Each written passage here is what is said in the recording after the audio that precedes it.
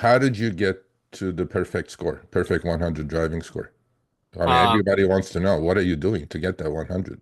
uh, I gotta begin my story, I think, with saying that I did something I shouldn't be doing many years ago in Florida. So I was visiting Florida and I happened to be drifting like this. I had another car that was capable of doing that on the beach. And I'm that serious. That is the beginning of how you get to 100 score.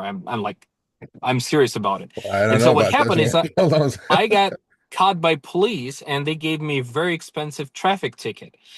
And one of the things, not to get it on your record and pay less and so forth, if you take the Florida's like driving school, I don't remember what school, I don't remember the name of it, but basically you had to complete bunch of different classes, attended online and stuff like that, and then it was eventually gone from my record. I was very young and stupid, I gotta say that. But generally, that driving kind of school lessons, they just happened to stick to me. And I just started to follow every single thing that they taught me in there, such as like counting seconds to the car ahead of me. So if essentially there is a car, I always give it a lot of space. Um, and it's not even 4 seconds for the highway. I could give it more. Also, I stopped speeding or whatsoever at all. So could speed like no more than 5 miles beyond the speed limit, but never more than five. So it never it's gonna be six. My perfect kind of like number is three over the speed limit because obviously like everyone is gonna be going a little bit faster, and so you just basically are not slowing down everyone. It's just like 3 to 4 miles over the limit because it's just how life is, but never more than that. And I think in terms of 100%, the thing that is kind of obvious, but it just comes with experience, and the most important, I think, the landscape. What I mean by landscape is there are going to be hills, and whenever you're going to be going up the hill, you need to give a little bit more gas. Also, you can actually stop in a shorter period of time, and so your stop doesn't happen to be just very like harsh stop. Or whenever you're going down the hill, you're going to be actually taking longer to stop because now it's the weight of your car working against you. And whenever I'm driving now, I'm basically paying attention to those landscape details because everything is up and down no matter what road you are. And of course, it's going to be way harder to get into the turn as you're going down the hill. It's going to be a sharper turn. Or whenever you have to stop, you have to, like, if you see it's going to be going down the hill and or there is a sign, there is a traffic light or a stop sign, you need to start basically braking before you even get to that hill. Also, I got to say that probably one of the factors that helps and contributes for me having 100 score is that I'm driving a hybrid car, and therefore I need to brake in advance and I need to brake slowly. So I'm charging my battery. And Okay, ever hold on, since I hold on, got hold on a this, second. Hold on. We're going to get to that next. But as you know, in the CMT score, it's not just speeding. There's yeah, cornering, there's braking. You're telling us a little bit about those things, but do you do this with or without a passenger in the car? This is your driving style, basically? yeah, yeah, basically that's So how I you're drive. not doing this just because there's a passenger in your car. This is the way you drive. Yeah, pretty much. Do you think it matters because your driving score is 100 because of the car or is because of you? It is a combination, of course. So right now I'm driving a Honda Accord hybrid Okay. touring.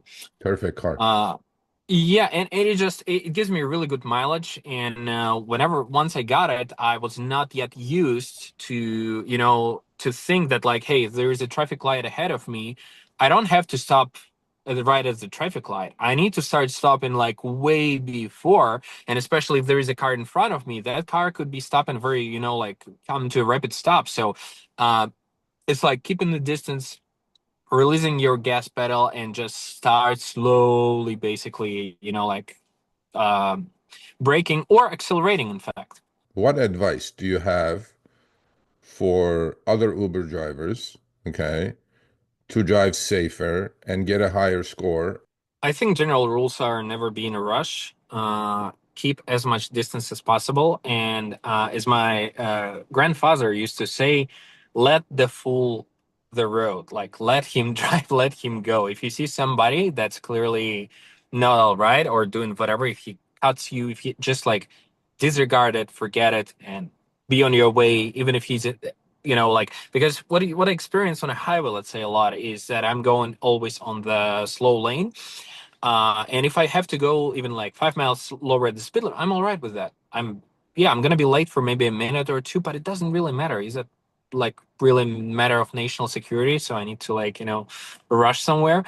And I always allow like people to just, to merge into my lane or to depart from it. And like, yeah, basically just like be patient driver. I think like everyone gotta understand that a few extra minutes are not gonna do them any good.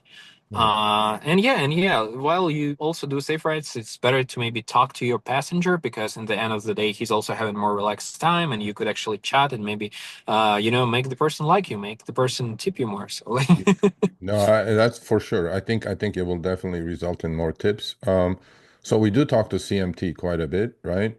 So they have data that higher scores in general equal less accidents. And I mean, these companies are collecting data on you on every single minute of the day. You have the app on, right?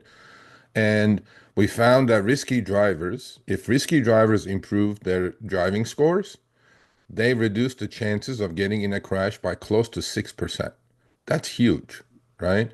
So when people say, I don't care, I'm not getting paid for it, but that's not the issue. The issue is you, your life, and your passenger's life. You can do whatever you want, but then I personally think for drivers like yourself, Uber should have a scale. Okay. Let's say if you're between 95 and 100, you should get paid more, actually. Because you know why? Because you're a safer driver. Your chances of getting in an accident is much less. And their commercial insurance rates that they complain about all the time, right? They go, oh, commercial insurance rates are too high. They may even go lower. Okay. So look, to each their own, but I think it's commendable that you have 100 CMT scores.